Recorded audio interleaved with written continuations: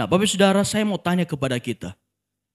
Menurut perasaan kita, menurut pengamatan kita pribadi, apakah kita bertumbuh secara rohani atau tidak? Bapak Ibu, apakah kita bertumbuh atau tidak? Boleh dijawab Bapak Saudara. Apakah Bapak Ibu bertumbuh atau tidak?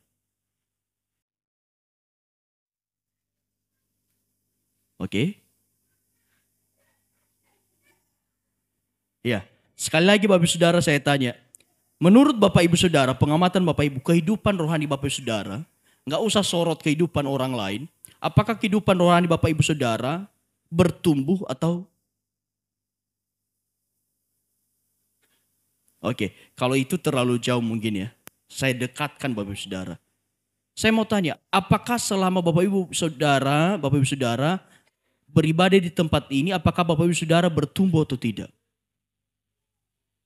Bertumbuh. Yang tidak bertumbuh. Nah, perlu kita tahu Bapak Ibu Saudara begini. Bahwa setiap orang percaya itu dipanggil untuk bertumbuh di dalam Kristus. Jadi ketika kita diselamatkan tidak serta-merta keselamatan dikasih ya udah selesai. Tidak. Keselamatan dikasih, tetapi Tuhan memberikan satu tanggung jawab untuk kita bertumbuh semakin hari, semakin serupa dengan Yesus Kristus. Jadi Bapak Ibu Saudara, bukan hanya berhenti pada tahap menerima keselamatan. Kehidupan kekristenan kita tidak berhenti hanya di baptis, udah selesai. Banyak orang beranggapan bahwa kekristenan dia adalah puncaknya adalah ketika dia sudah dibaptis maka sudah pasti selamat. Tapi saya mau katakan kepada Bapak Ibu. Yang sudah selesai S1, dapat ijazah S1, apakah serta-merta bekerja? Tidak. Bapak Ibu Saudara, saya juga mau katakan Bapak Ibu Saudara. Ketika Anda memberikan diri Anda dibaptis, tidak serta menerima Anda selamat sampai akhir. Tetapi itu hanya sebagai paspor untuk Anda masuk ke dalam jalan kebenaran. Selebihnya Tuhan katakan kerjakan keselamatanmu dengan takut dan gentar. Jadi Bapak Saudara, setiap kita orang yang sudah dibenarkan jalannya, kita bukan orang benar tetapi orang yang sudah dibenarkan harus menghidupi kebenaran firman Tuhan supaya keselamatan itu menjadi bagian kita. Masalahnya banyak orang Kristen yang sudah lama ke gereja,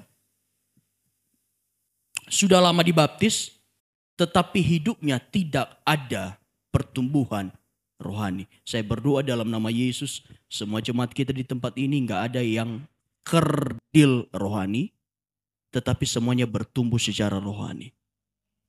Dulunya sedikit ada masalah, galau, sedikit ada persoalan, tinggalin Tuhan. Tapi sekarang hidupnya berbeda. Ada masalah, tetap gas ikut Tuhan. Amin. Nah Bapak Saudara, firman Tuhan bilang begini di 2 Petrus. 2 Petrus 3 ayat 18. Tetapi bertumbuhlah dalam kasih karunia dan dalam pengenalan akan Tuhan dan Juru Selamat kita Yesus Kristus, baginya kemuliaan sekarang dan sampai selama-lamanya. Bertumbuhlah. Jadi inilah yang diharapkan kepada kita oleh Tuhan adalah bertumbuhlah. Tetapi bertumbuh itu tidak bisa kita kerjakan sendiri. Orang yang bertumbuh dengan kekuatannya sendiri pasti akan kepahitan. Saya kasih contoh Bapak Saudara. Kalau kita melayani Tuhan hanya karena sebatas senang ikut pelayanan, hanya karena pengen tampil, suatu saat kita akan mengalami kepahitan. Tetapi ada formula yang diberikan Tuhan. Bertumbuhlah di dalam apa? Kasih karunia Kristus harus ada dalam pertumbuhan rohani kita. Di dalam kita bertumbuh, maka harus ada kasih Kristus yang menyertai di dalamnya. Maka barulah pertumbuhan kita menjadi sehat. Nah Bapak Ibu Saudara, pertanyaannya semua kita di tempat ini mau hidup kita bertumbuh, amin. Yuk tanya kiri kanan, kamu bertumbuh gak sih?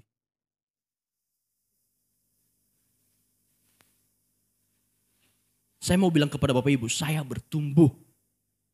Memang pertumbuhan kita tidak pernah sama.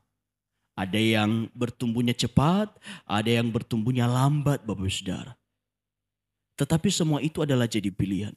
Hari ini kita mau belajar kenapa ada orang Kristen, udah Kristen tulen dari dulu, tapi kehidupan rohaninya nggak bertumbuh. Gitu-gitu aja hidupnya. 10 tahun yang lalu dia menjadi orang yang mudah tersinggung. 10 tahun ke depan juga dia juga masih tetap tersinggung. Nggak ada berubah-berubah sama sekali. Alasannya apa? Karena apa? Tuhan Yesus tidak berubah, saya juga tidak berubah. Enggak gitu konsepnya. Kalau kasih Kristus tidak pernah berubah, kita yang harus berubah menjadi serupa dengan Kristus. Nah, ada beberapa hal yang membuat orang tidak bertumbuh. Satu, Bapak Ibu Saudara, yang membuat orang tidak bertumbuh adalah karena satu. Tidak bertumbuh karena tidak tertanam. Bapak Ibu Saudara, siapa di sini yang main sawit? Pak Yek main sawit. Kalau benih sawit, bibit sawit sudah disemai, tumbuh, kemudian bibitnya itu hanya dicabut saja untuk ditanam kembali, tetapi kemudian tidak ditanam-tanam. Apa yang terjadi Bapak Ibu Saudara? Kerdil, kering, bahkan mati. Kenapa? Karena tidak tertanam. Nah Bapak Ibu Saudara, tertanam. Mari kita baca satu firman Tuhan di Mazmur 92, 13-14 dikatakan begini. Mereka yang ditanam di bait Tuhan akan bertunas di pelataran Allah kita. Pada masa tua pun mereka masih berbuah menjadi gemuk dan segar. Jadi saya mau katakan kepada Bapak Ibu, yang bertumbuh, yang menjadi berbuah bahkan di usia tua, dengan kata lain apa? Tetap produktif sampai masa tua sekalipun, bukan hanya pas lagi muda, adalah orang yang tertanam di mana? Di bait Tuhan. Tetapi permasalahannya orang tidak tertanam karena banyak orang Kristen suka pindah-pindah gereja. Cabut, tanam. Cabut, tanam. Tahukah Bapak Saudara, ketika kita menjadi orang yang cabut, tanam, maka ada banyak akar-akar kita yang akan putus. Kalau nggak percaya, Bapak Ibu nanti coba praktekkan. Bapak Ibu Saudara yang sudah tumbuh, kemudian dicongkel kembali, dicabut, kemudian ditanam kembali. 1 minggu kemudian ditanam kembali di tempat lain. 1 minggu kemudian ditanam di tempat yang lain. Coba perhatikan apa yang terjadi. Begitu juga dengan kehidupan rohani kita. Kalau rohani kita menjadi orang Kristen, cabut tanam. Bapak Saudara katakan sama-sama, saya bukan Kristen cabut tanam. Amin. Kalau baru sebentar ditanam, cabut lagi, tanam, cabut lagi. Yang ada lama-lama mati. Bapak Saudara, kenapa orang suka cabut tanam, cabut tanam? Bukan tidak ada penyebab Bapak Saudara.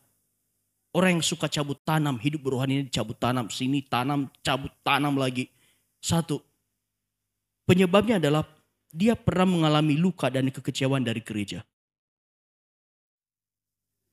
Saya mau katakan kepada Bapak Ibu. Bahkan saya mau perkatakan kepada hati saya sendiri. Kalau kita pernah mengalami kekecewaan terhadap satu gereja, yuk sama-sama kita harus disembuhkan. Mungkin engkau pernah dikecewakan oleh gerejamu yang lama. Mungkin engkau pernah dikecewakan oleh mantan gembalamu. Mungkin engkau pernah dikecewakan oleh sesama pelayan. Mungkin engkau pernah dikecewakan oleh sesama jemaat. Yuk, saya mau katakan kita harus sembuh. Karena kalau kita nggak sembuh, cabut tanam 100 kali, kita nggak akan bertumbuh. Karena apa? Kita membawa penyakit rohani. Jadi hari ini Bapak Saudara, saya mau bilang kepada Bapak Ibu, jangan pernah menyimpan kepahitan, jangan pernah menyimpan dendam, jangan pernah menyimpan luka batin. Baik gereja, pendeta, gembala atau apapun itu sama pelayan. Karena yang rugi siapa? Kita sendiri. Saya cuma mau katakan Bapak Ibu Saudara. Terkadang ada orang yang pernah disakiti. Dia disakiti oleh sesama jemaat yang jadi sasaran Tuhan. Dia pernah ditipu oleh oknum pendeta, oknum gembala yang jadi sasaran Tuhan. Tapi saya mau katakan Bapak Ibu Saudara, ketika engkau meninggalkan Tuhan, saya pastikan hidupmu nggak akan lebih baik. Tetapi kalau engkau mau dipulihkan, kalau engkau menerima pemulihan dari Tuhan, saya percaya Bapak Ibu Saudara, di tanah yang baru ketika engkau ditanam, pasti engkau subur. Saya mau tanya kepada Bapak Ibu, sebaik-baiknya tanah, kalau tumbuhan itu sudah berpenyakit, pasti juga akan berpenyakit. Saya mau tanya, lebih kita pengen tanahnya pilih tanah mana? Pilihnya gereja mana? Atau kita bereskan dulu penyakitnya? Bereskan dulu penyakitnya. Saya percaya dimanapun kita tertanam, di gereja lokal, kita pasti bertumbuh kalau segala penyakit sudah kita potong. Jadi pertama saudara, karena pernah mengalami kekecewaan dari gereja, makanya dia gak mau tertanam. Kedua, ada salah perspektif tentang gereja. Mungkin yang sudah lama melayani Tuhan, yang sudah lama ada di lingkungan gereja, dia bisa mengerti. Tetapi mungkin ada orang yang baru bertobat. Harapan orang bertobat itu ketika masuk gereja apa? Gereja itu orang kudus. Gereja itu orang baik-baik. Gereja itu adalah gereja yang saling menghormati. Gereja itu adalah semuanya serba sempurna. Tetapi kenyataannya ketika kita masuk ke dalam gereja, tidak seperti yang kita harapkan. Saya mau tanya Bapak Saudara, tapi saya berdoa di sini tidak ada. Kira-kira di gereja kita masih ketemu orang suka marah? Di gereja kita masih ketemu orang yang suka cuek? Masih. Bapak Ibu Saudara, saya mau katakan, samping kiri kananmu itu, dia lagi di servis belum jadi. Masih ada sekrup-sekrupnya yang kurang. Jadi maklumi kalau masih ada yang kurang dalam hidupnya. Karena saya dan Bapak Ibu Saudara semua, kita ini lagi di bengkelnya Tuhan. Di sini gak ada yang sempurna.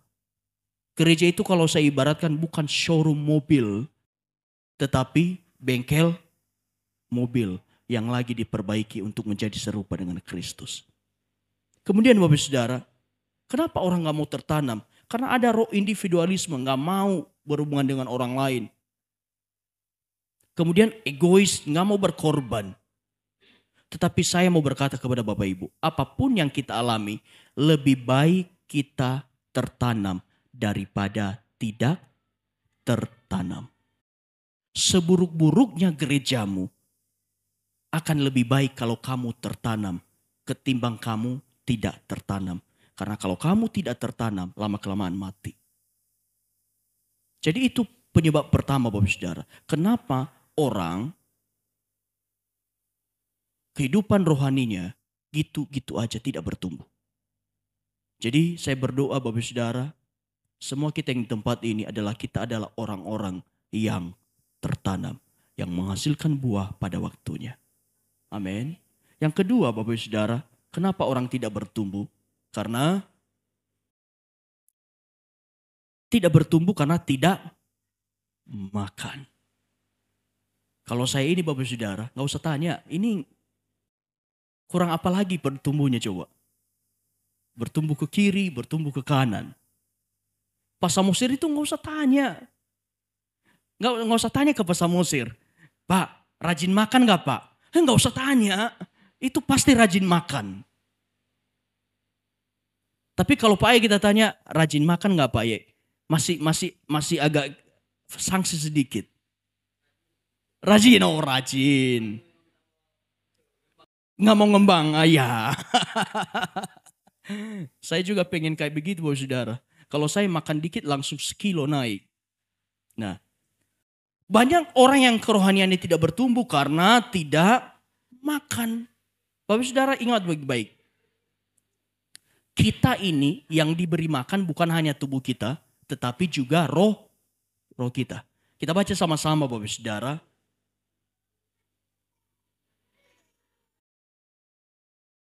Matius 4 ayat 4.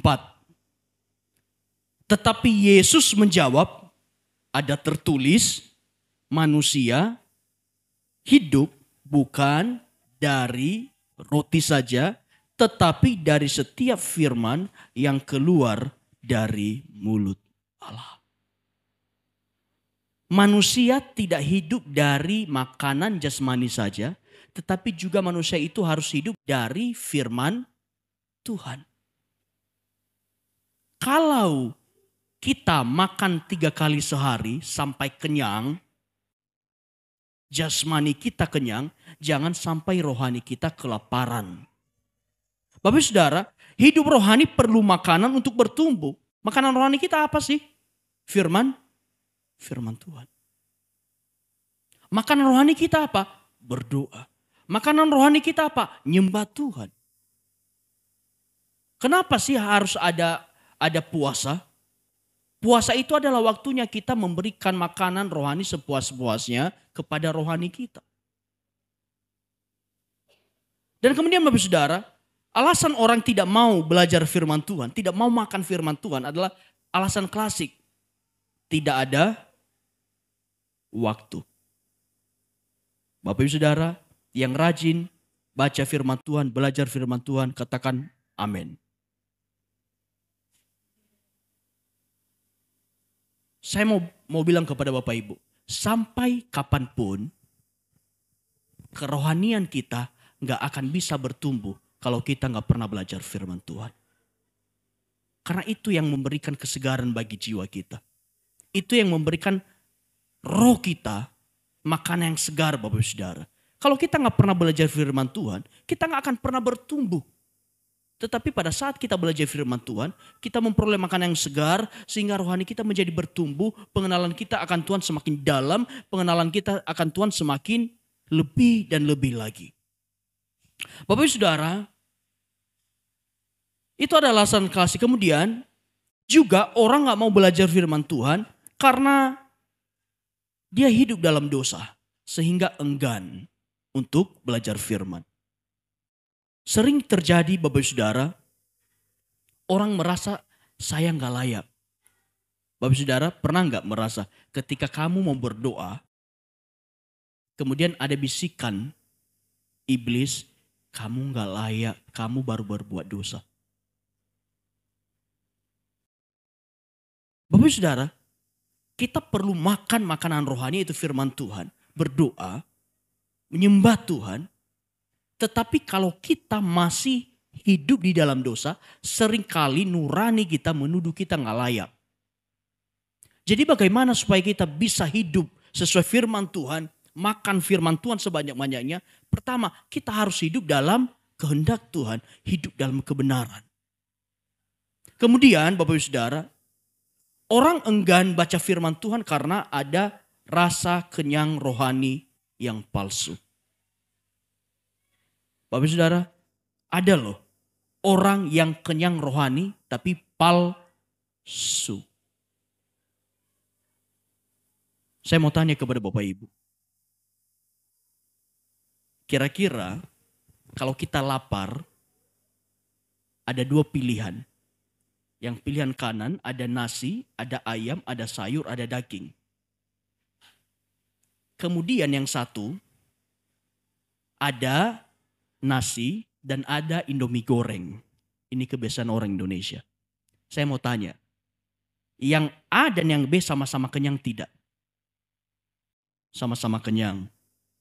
Yang gampang mengerjakannya yang mana? Yang nasi sama Indomie. Dan itu adalah kebiasaan kita. Karbohidrat, lauknya karbohidrat. Pertanyaannya, yang lebih sehat yang mana? Yang nasi, daging, segala macam. Tapi pertanyaannya Bapak Saudara, seringkali kita kenyang palsu. Seperti makan Indomie, makan nasi. Kenyang-kenyang tapi nutrisi dalam tubuh kita kurang. Sama juga Bapak Saudara, dalam kehidupan rohani, ada yang namanya kenyang rohani secara palsu. Artinya apa? Dia merasa cukup, nggak usah belajar firman Tuhan, sudah nonton YouTube. Nggak usah baca firman Tuhan, saya sudah baca buku. Nggak usah belajar firman Tuhan, saya udah dengarkan khotbah. Saya mau katakan kepada Bapak Ibu, khotbah yang Bapak Ibu dengar hari ini tidak ada apa-apanya untuk kebutuhan rohani kita. Kita harus belajar sendiri. Jadi jangan sampai kita kenyang rohani secara palsu.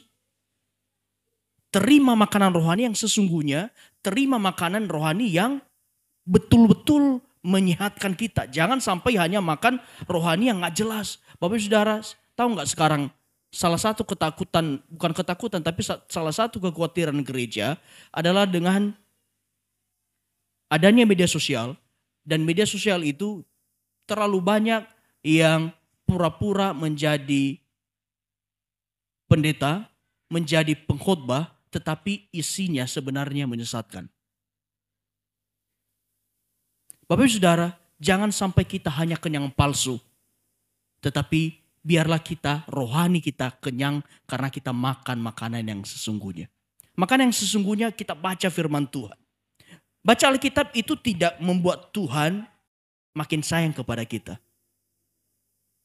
Ingat baik-baik, baca firman Tuhan tidak membuat Tuhan makin sayang kepada kita. Tetapi semakin engkau baca firman Tuhan, semakin engkau yang sayang sama Tuhan. Amin. Engkau baca firman Tuhan itu sebanyak-banyak mungkin, itu gak bikin Tuhan sayang sama kamu. Tetapi semakin engkau belajar banyak firman Tuhan, engkau kenal dia, maka engkau yang semakin mengasihi dia lebih dalam lagi. Jadi kalau mau rohani kita bertumbuh, tadi pertama harus apa? Harus tertanam. Setelah tertanam, kita harus makan firman. Nah, kemudian setelah makan firman, kemudian harus tinggal dalam kedalaman. Dan orang yang bertumbuh, orang tidak bertumbuh karena tidak tinggal dalam kedalaman. Saya mau tanya kepada Bapak Ibu, kalau pohon sawit hanya ditanam 10 cm, bertumbuh enggak? Bagus enggak pertumbuhannya? Tidak akan. Itu ada ukuran tersendiri. Begitu juga kita di dalam Tuhan. Kalau kita tinggal di dalam Tuhan, jangan tanggung-tanggung, nyebur sekalian. Kita harus tinggal di dalam kedalaman firman Tuhan. Kalau kita sudah ikut Tuhan, jangan tanggung-tanggung melayani sekalian. Ikut ibadah sekalian. Jangan ikut ibadah sekali-sekali, tetapi serahkan hidup kita untuk benar-benar Tuhan bentuk hidup kita seturut kehendaknya Tuhan. Kita baca satu ayat Bapak Ibu Saudara di Matius 13:20-21. Ya. Benih yang ditaburkan di tanah yang berbatu-batu ialah orang yang mendengar firman itu dan segera menerimanya dengan gembira, tetapi ia tidak berakar dan tahan sebentar saja. Apabila datang penindasan atau penganiayaan karena firman itu, orang itu pun segera murtad. Bapak Saudara, orang yang murtad, orang yang meninggalkan Tuhan, orang yang gampang dicabut itu adalah orang yang tidak dalam. Orang yang tidak dalam Tuhan akan sangat mudah dicabut.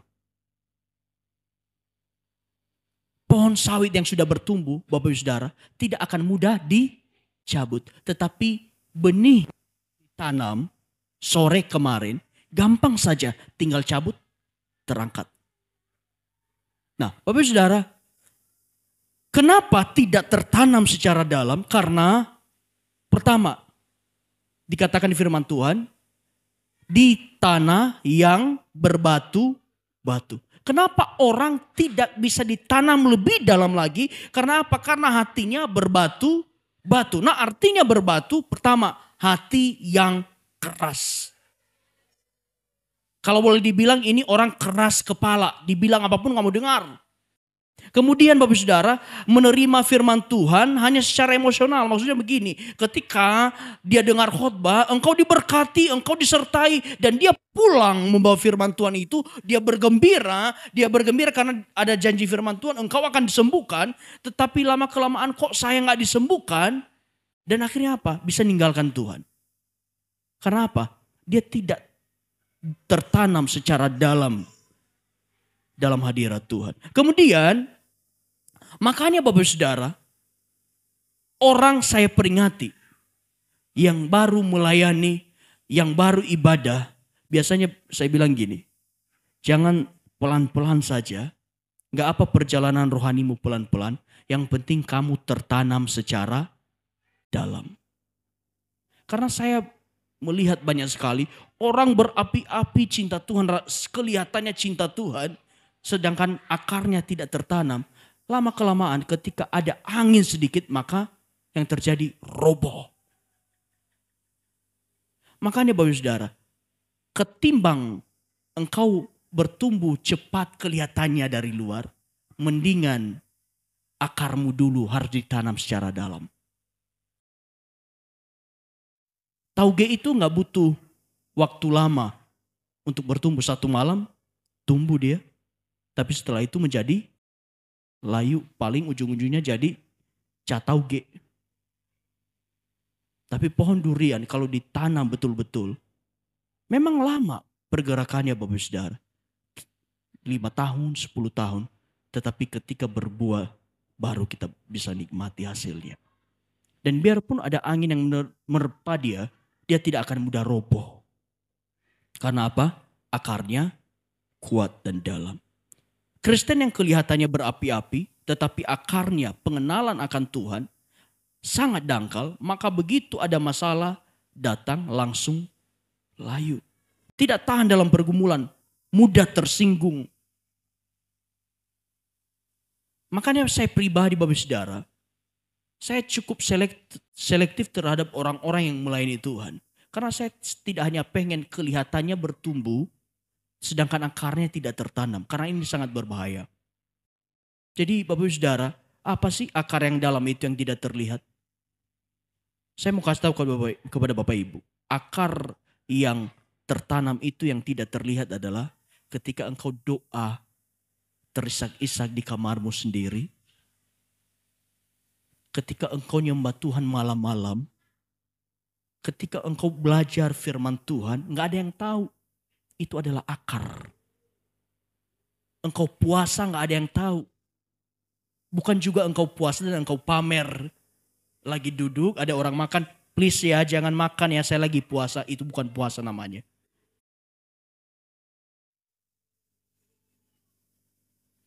Akar yang dalam itu ketika engkau belajar firman Tuhan gak ada yang tahu. Engkau berdoa gak ada yang tahu. Engkau nyembah Tuhan gak ada yang tahu. Engkau puasa gak ada yang tahu.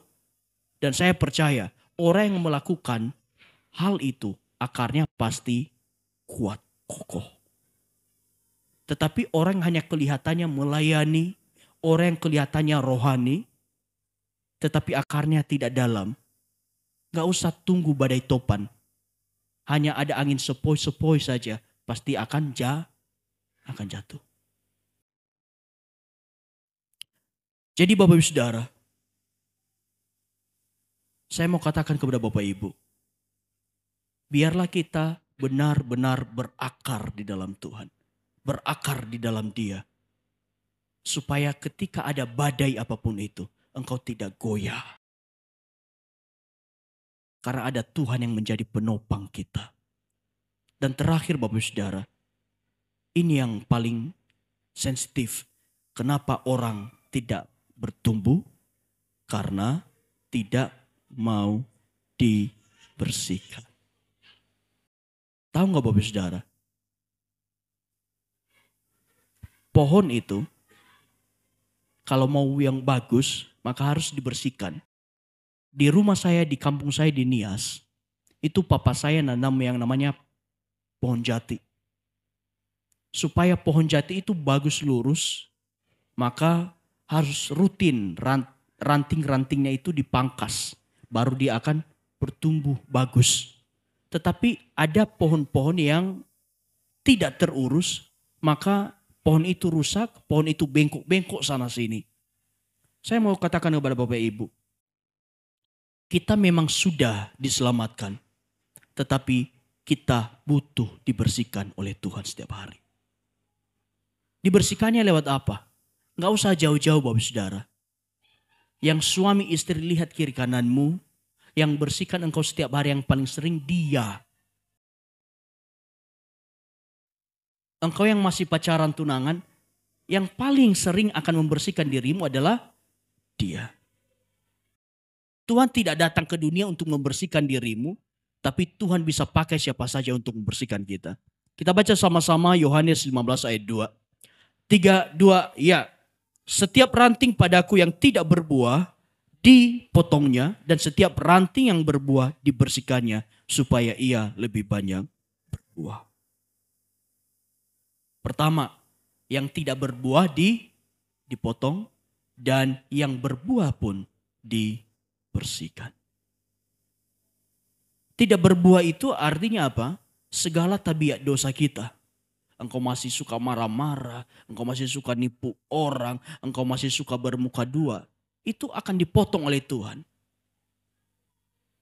Dan percayalah, ketika kita dipotong itu tidaklah mudah. Itu pasti sakit. Makanya Bapak Saudara, nanti jangan heran ketika dari gereja ini engkau berdoa setelah ini. Tuhan, berikanlah aku kesabaran. Bapak Ibu, siapa yang minta kesabaran? Atau sudah sabar semua? Percayalah, kalau engkau berdoa saat ini, berikan aku kesabaran. Gak usah jauh-jauh keluar dari gereja ini, nanti akan ada motor mungkin lewat di situ. Dan engkau akan mulai lihat yang keluar kata-kata mutiara atau kata-kata yang memberkati. Dipotong itu gak mudah, sakit. Tetapi satu hal, ketika Tuhan memotong ranting yang tidak berbuah, tujuannya satu, supaya hidup kita lebih baik. Pedagang buah, saya nggak tahu kalau di warungnya Cenovi ya, pedagang buah itu biasanya, kalau mereka dagang buah, maka akan dipungut yang busuk-busuk itu harus segera dipisahkan. Karena kalau tidak dipisahkan, yang busuk itu akan membusukkan yang lain. Begitu juga hidup kita.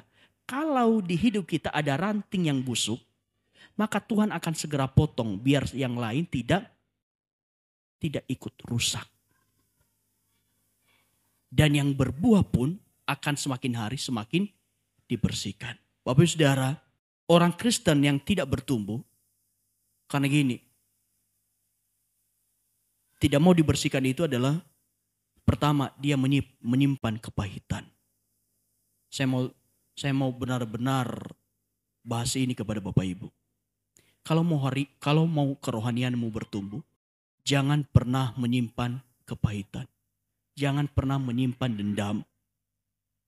Jangan menyimpan dendam kepada istrimu, orang tuamu, kepada saudaramu, kepada temanmu, rekan sekerjamu, sesama jemaat, pelayan, gembala, apapun itu. Jangan pernah simpan dendam. Karena sesungguhnya bukan mereka yang merugi, tetapi kamu yang rugi. Karena dendam kepahitan itu ibarat daging busuk. Daging busuk kalau kita simpan di kantong,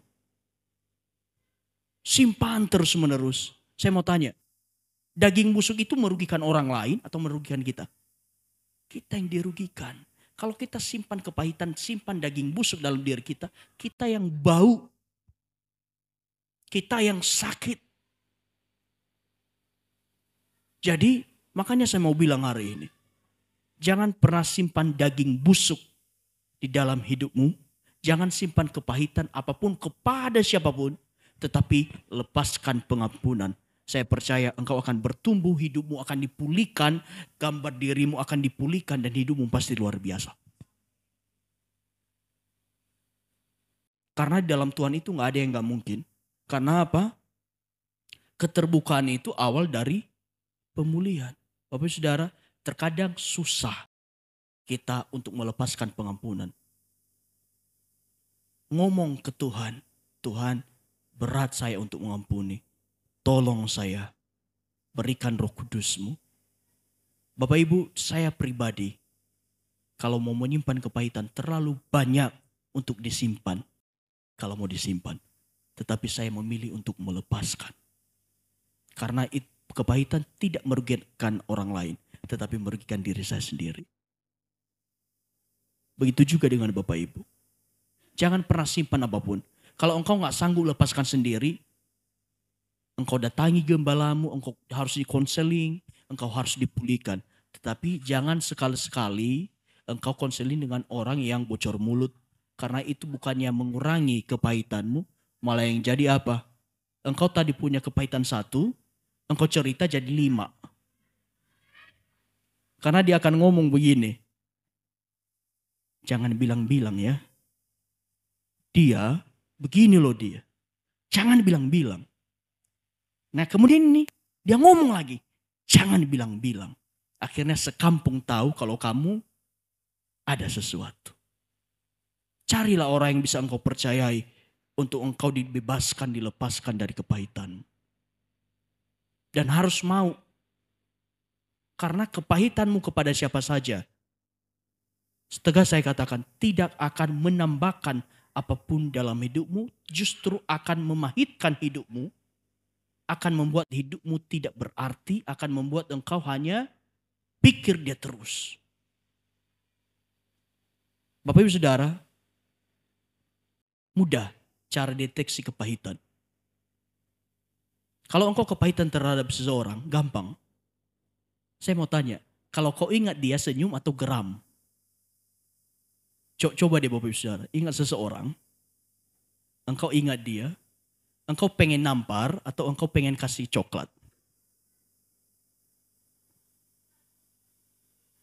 Jadi Bapak Ibu Saudara, Tuhan itu mau kita dibersihkan dari sehari ke sehari. Jadilah orang yang tidak menyimpan kepahitan. Jadilah orang yang berbersihkan dalam arti tidak mudah tersinggung. Tidak mau ditegur. Mau ditegur, mau diperbaiki. Saya kesaksian kepada Bapak Ibu. Pernah satu kali saya khotbah. Dan akhirnya jemaat itu jujur ke saya. Padahal saya khotbah gak ada singgung dia. Tapi ketika saya khotbah dia tersinggung. Dan dia bilang ke saya, Pak tahu gak? Tadi Bapak pas lagi khotbah hampir saya mau lempar pakai sendal. Saya bilang waduh. Karena Bapak tadi singgung saya. Saya bilang klarifikasi dulu nih. Saya gak nyinggung kamu. Tapi kalau firman Tuhan itu kamu rasa berarti kamu harus bertobat. Tapi untung dia gak lempar sendal Bapak Ibu Saudara. Gak lempar sendal dia. Bertobat. Jadi dalam hidup kita. Jadilah orang yang mau dibersihkan. Mau dikoreksi. Mau ditegur. Mau disorot. Maka saya percaya kehidupan kita akan bertumbuh menjadi lebih baik.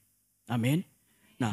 Kerinduan saya adalah kita menjadi orang yang mau bertumbuh. Caranya gimana? 1.